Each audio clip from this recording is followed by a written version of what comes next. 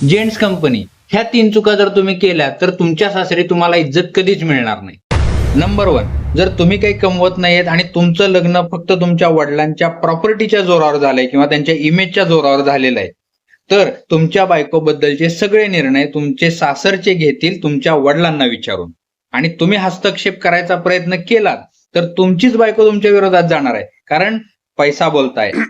Number 2, जर तुमचा मेव्हणा किंवा मेव्हणी जर तुमच्याशी चर्चा करत असताना, गप्पा मारत असताना लिमिट क्रॉस करत असतील आणि तुम्ही चलताय म्हणून जर सोडून देत असाल प्रत्येक वेळेला, तर त्याची सवय लागणार आहे त्यांना. आणि नंतर तुम्हाला ते रिअलाइज झाल्यानंतर जर तुम्ही ते पॉइंट आउट केलं तर मग विलन पण तुम्हीच होणार आहे.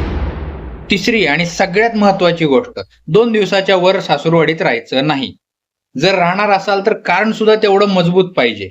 उगीच निवांत वेळ आहे म्हणून 8-8 दिवस सासूरवाडीत पडून राहणं तुमच्या इमेजसाठी नुकसानकारक आहे. व्हिडिओ आवडला असेल तर फॉलो करून ठेवा. नाही जरी केलं तरी परत परत मी येणारच आहे तुमच्या फीडमध्ये, त्यावेळेला करा. No problem.